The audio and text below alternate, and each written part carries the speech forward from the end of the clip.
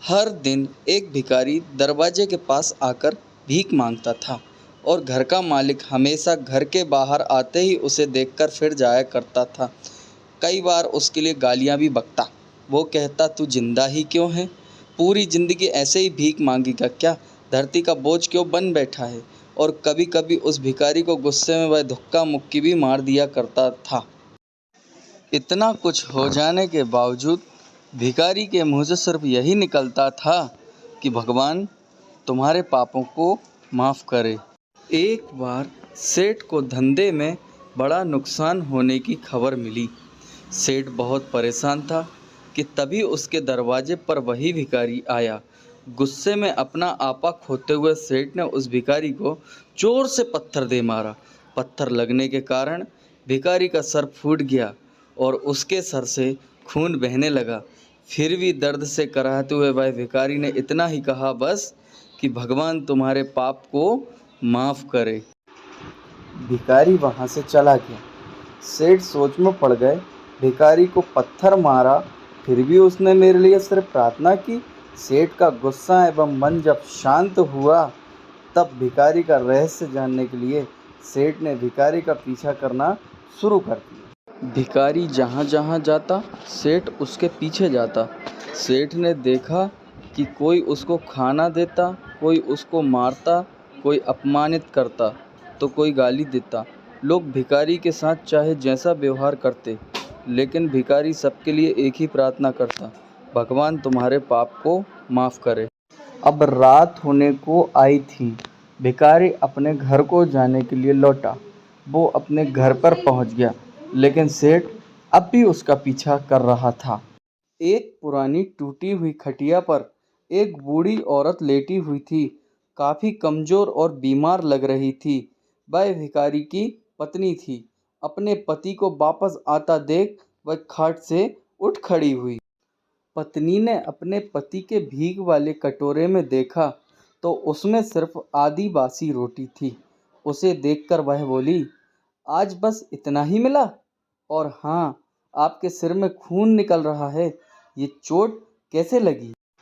बूढ़ा भिखारी बोला, आज बस इतना ही मिला है।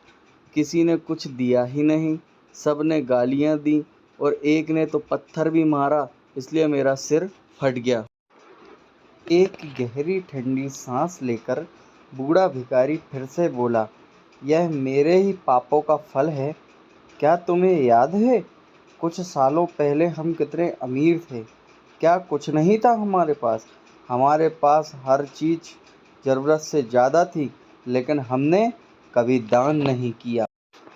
और उससे भी बुरा हमने उस अंधे भिखारी के साथ किया जो हमारे द्वार पर भीख मांगने आया करता था। बूढ़ी पत्नी की आंखों में आंसू आ गए। वह बोली, हाँ, हम उस बेचारे अंधे के साथ बहुत बुरा करते थे, उसका अपमान करते थे, उसे खाने के लिए रोटी की जगह कागज़ दिया करते थे, उसका मजाक उड़ाया करते थे और कभी कभी उसे मारा भी करते थे। मैंने कभी उसको रास्ता नहीं दिखाया। एक बार तो मैंने उसके मुंह पर मिट्टी भी फेंकी थी और वह हमेशा दुखी होकर यही कहता कि भगवान तुम्हें तुम्हारे किए की सज़ा ज़रूर देगा, भगवान तुम्हारे पापों की सज़ा तुम्हें ज़रूर देगा। उसका श्राप सच हुआ और हम इस दुख भरी ज़िंदगी में आ गए। भिखारी बोला, हाँ, उसका श्राप सच हुआ, इसलिए मैं किसी को बद्दुआ नहीं देता। चाहे कोई मेरे साथ कैसा भी बर्ताव करे, मैं हमेशा उसके लिए प्रार्थना करता हूँ। मैं नहीं चाहता कि कोई भी हमारे जैसे ज़िंदगी का अनुभव करे, किसी को भी हमारे जैसे दुखों का सामना करना पड़े। वो नहीं जानते कि वह कितना बड़ा पाप कर रहे हैं, इसलिए अनजाने में हुए पाप की ऐसी सज़ा किसी को भी मिले, मैं यह नहीं चाहता। सेठ वहीं पर छुपकर यह सारी बातें सुन रहा था। अब उसे सब कुछ समझ में आ गया था। भिखारी और उसकी पत्नी ने वह आधी रोटी मिल बांटकर खाई और भगवान को धन्यवाद बोला और ऐसा बोलकर सो गए। अगले दिन वही भिखारी फिर से भीख मांगने के लिए सेठ के घर के पास जाता है। सेठ ने पहले से ही गरम रोटी उसके लिए निकाल रखी थी।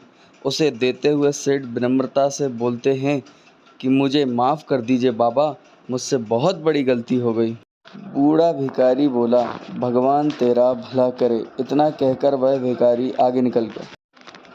इस कहानी से जो सीख लेने लायक है वह बड़ी ही सिंपल है कि आदमी चाहे किसी के बारे में बुरा कहे या भला करे, लेकिन भगवान सिर्फ कर्म के हिसाब से उसको फल देता है।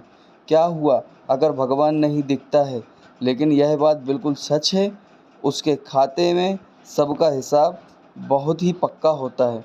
इसलिए जब किसी के लिए कुछ भी करो तो अच्छा ही करो, बुरा नहीं, क्योंकि हर आदमी को अपने कर्मों का भोग भुगतना पड़ता है। हेलो दोस्तों, यदि आप सबको मेरी ये कहानी अच्छी लगी हो तो मेरे चैनल को प्लीज़ सब्सक्राइब करें, शेयर करें एवं लाइक करें। आप सभी का बहुत बहुत धन्यवाद।